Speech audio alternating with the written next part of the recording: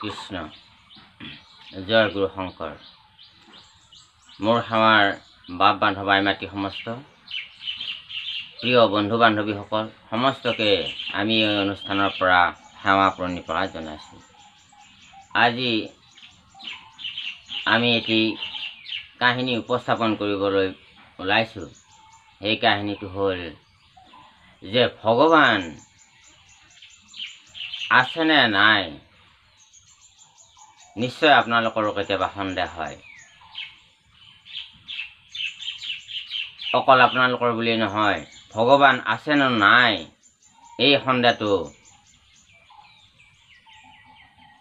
ব্ৰহ্মাদেৱৰো হৈছিলে, আনকি ইন্দ্ৰৰো হৈছিলে।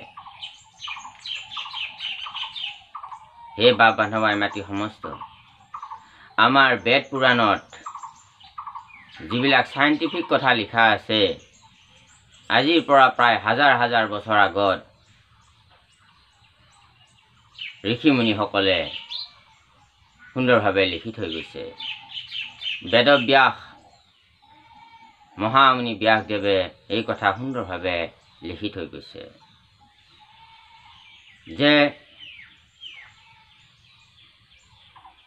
আজিৰ বিজ্ঞান যিমান আগুৱাইছে, কিন্তু আজিৰ পৰা হাজাৰ হাজাৰ বছৰ আগতেই আমাৰ বেদ পুৰাণ শাস্ত্ৰবিলাকত বিজ্ঞান আজি আগতেই এইবিলাক কথা লিখা আছে। গণেশ দেৱতাৰ শিৰত যিটো নেকি সফল চাৰ্জাৰী কৰিছিলে, হাতীৰ মূৰ লগাই দি, যেনেকে মহাদেৱ শিৱ শংকৰে দক্ষ ৰজাক, তেওঁৰ শহুৰ দক্ষ ৰজাক সফল চাৰ্জাৰী কৰিছিলে যে ছাগলীৰ মাথা কাটি আনি তেখেতৰ শিৰত লগাই দিছিলে। গতিকে আমাৰ বেদ পুৰাণ যিখিনি সমস্তখিনি চাইণ্টিফিক কথা, যি বিজ্ঞানে আজিও সিমানখিনি আগুৱাব পৰা নাই।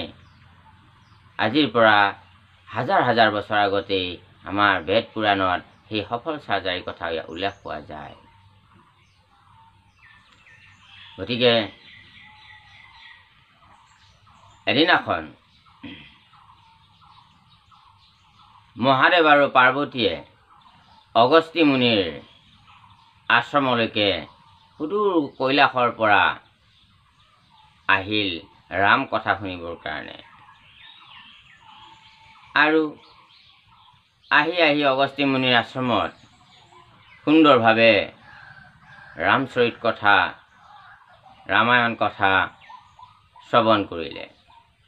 প্ৰভু ৰামৰ গুণগাথা শুনি শুনি সকলোৱে ৰোমাঞ্চিত হ'ল।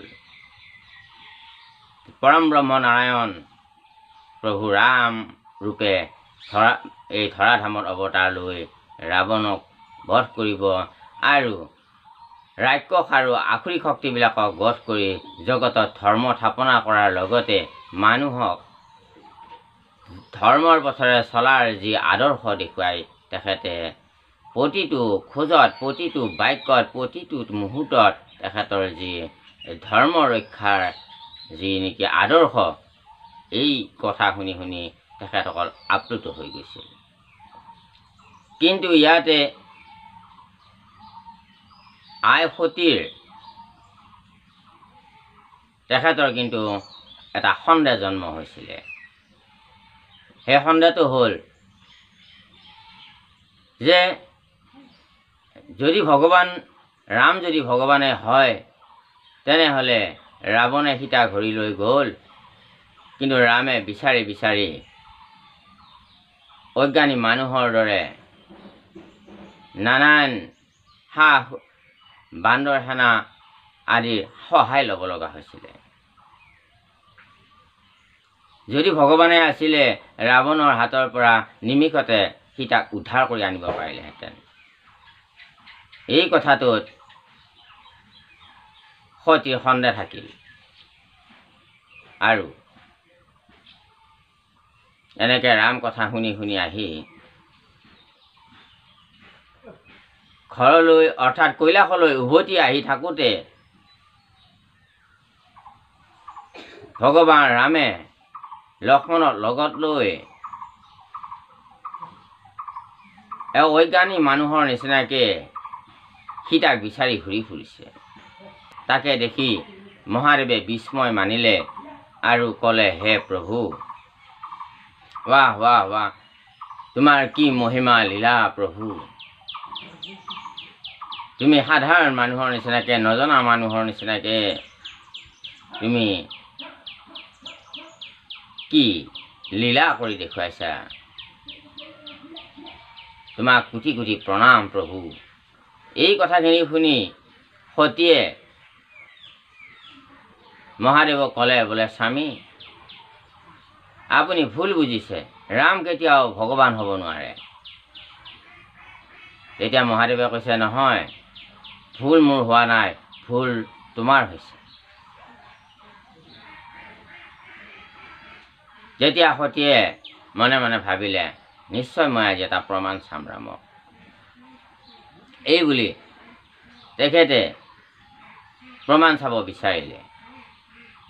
আৰু লগে লগে মহাদেৱৰ ওচৰৰ পৰা অন্তৰ্ধান হৈ প্ৰভু ৰামৰ ওচৰলৈকে আহিল আৰু আহি সীতাৰ বেশ ভূষা লৈ সীতাৰ বেশ লৈ ল'লে আৰু ৰামৰ সন্মুখত আহি থিয় হ'ল আৰু ক'লে যে মই ৰাৱণৰ হাতৰ পৰা কিবা কৰি সাৰি আপোনাৰ ওচৰলৈকে আহিব পাৰিছোঁ। তেতিয়া ক'লে, ৰামে বোলে, তুমি কেতিয়াও সীতা নোহোৱা, কাৰণ সীতা সদায় মোৰ পিছত থাকে, পিছত থিয় হয়, আৰু তুমি আহি মোৰ সন্মুখত থিয় হৈছা। আহি সন্মুখতো মোৰ মাহে থিয় হ'ব পাৰে। হে বাপ বান্ধৱ আই মাতৃ সমস্ত, যে মানুহৰ স্বৰূপটো লোৱাটো তেনে সহজ, প্লাষ্টিক চাৰ্জাৰী কৰিও আমি এটা স্বৰূপ ল'ব পাৰোঁ, কিন্তু স্বভাৱটো ক'ৰ পৰা পাব? গতিকে স্বভাৱ লোৱাটো খুবেই কঠিন। আৰু আমি ভক্ত হ'বৰ কাৰণে, সাধু সন্তৰ বেশ ল'বৰ কাৰণে আমি নিমিষতে আমি সাধু সন্তৰ বেশটো ধাৰণ কৰিব পাৰোঁ, কিন্তু সাধু সন্তৰ যিটো স্বভাৱ সেইটো ধাৰণ কৰাটো খুবেই কঠিন। গতিকে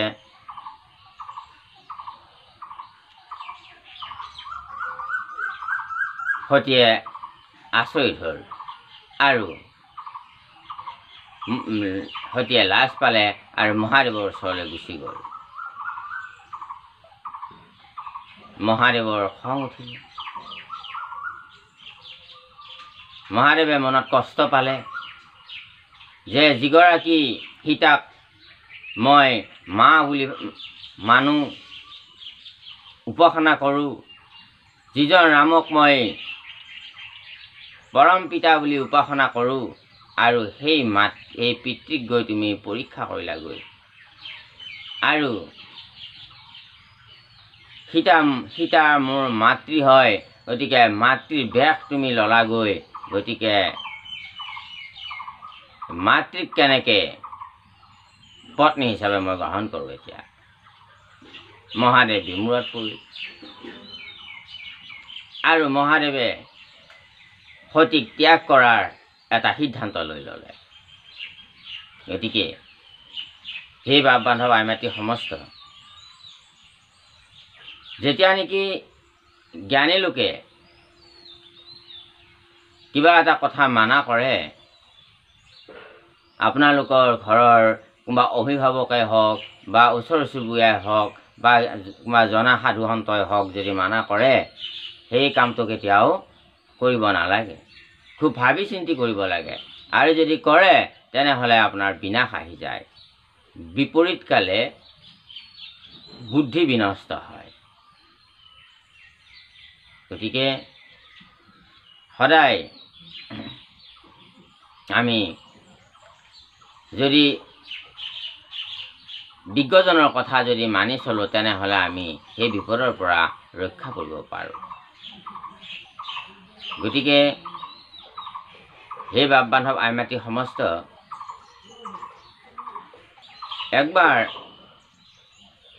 মহাদেৱে আৰু সতীয়ে দক্ষৰ যজ্ঞত গৈ উপস্থিত হ'ল বিনা নিমন্ত্ৰণে। আৰু সতী আছিল মনুৰ কন্যা প্ৰসূতিৰ ছোৱালী, আৰু মনুৰ কন্যা প্ৰসূতিক বিয়া কৰাইছিল দক্ষ ৰজাই, আৰু দক্ষ ৰজাৰ একেবাৰে শেষৰজনী ছোৱালী। এই শেষৰজনী ছোৱালীৰ নাম আছিল সতী, আৰু মহাদেৱে বিয়া কৰাইছিল। এদিন দক্ষই যজ্ঞ পাতিলে। দক্ষৰ যজ্ঞত সতীক নিমন্ত্ৰণ নকৰিলে।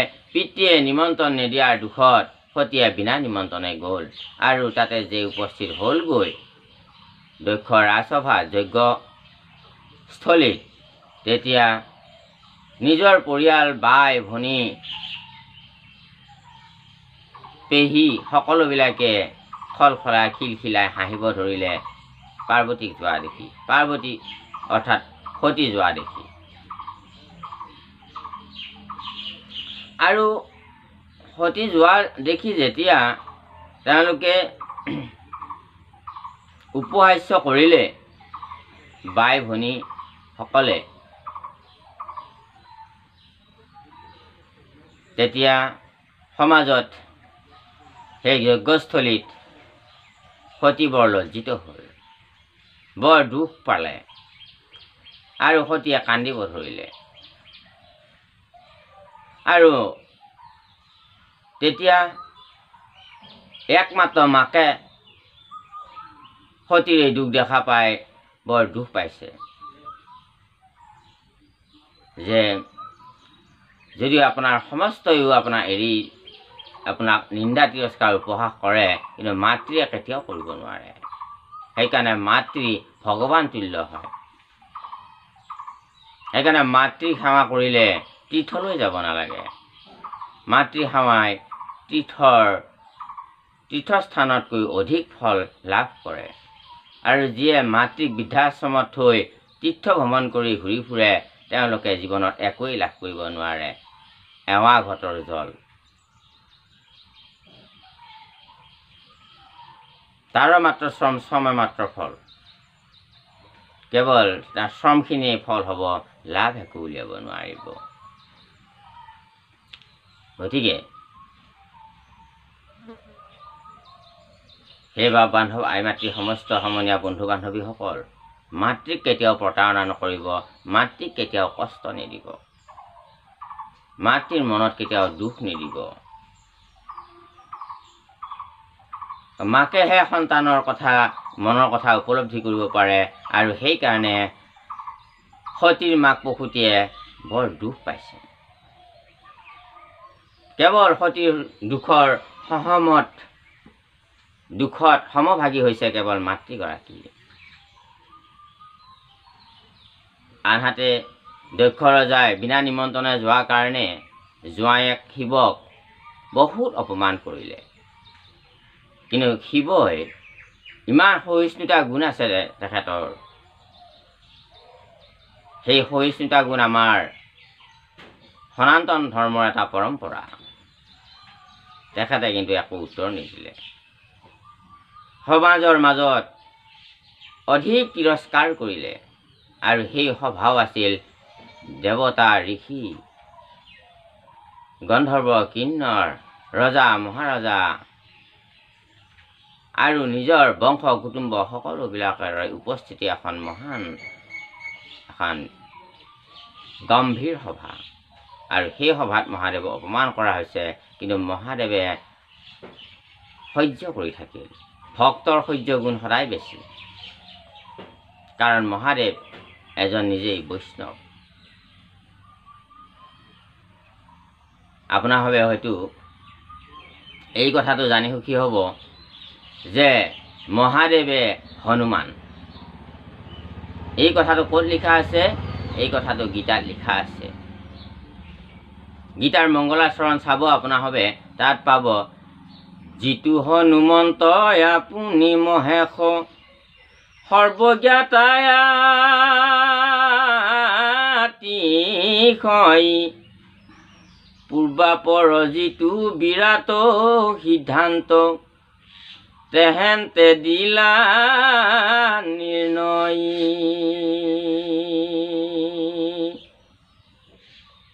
যিটো হনুমন্ত আপুনি মহেশ সৰ্বজ্ঞাতা অতিশয়, যিটো হনুমান তেওঁ নিজেই মহেশ হৰাহিব, সৰ্বজ্ঞাতা অতিশয়। সেইকাৰণে হনুমানে সকলো জানে প্ৰভুৰ ভক্তি তত্ত্বৰ কথা,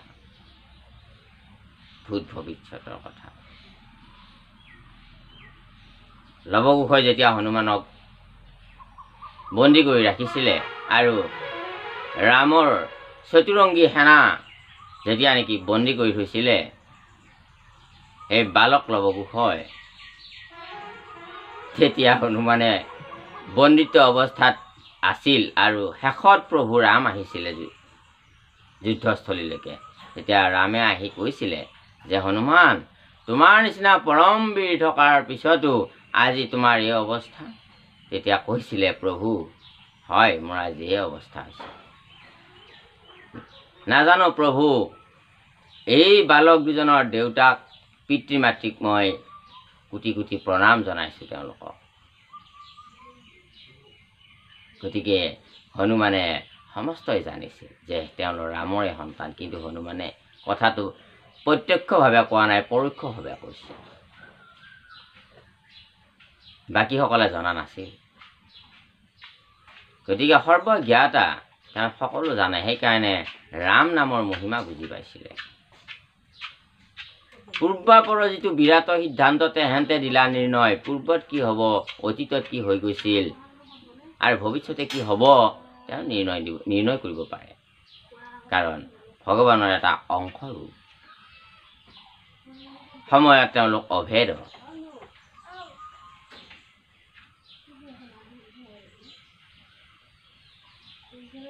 গতিকে সেই হনুমান হ'ল মহাসহ্যগুণী, মহাধীৰ গম্ভীৰ, বল বীৰ্য পৰম শক্তি থকাৰ পিছতো এক বিন্দু শক্তি দুৰুপয়োগ কৰা নাই।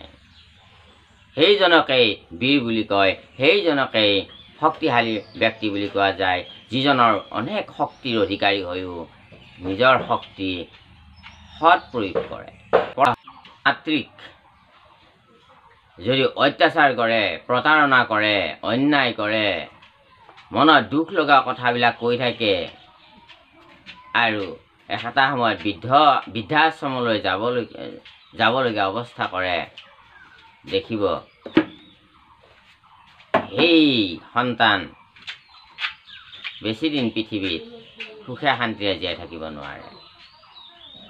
সেই সন্তানৰ আয়ুস ভগৱানে লাহে লাহে হৰণ কৰি লৈ যায়, আয়ুস কমি যায়।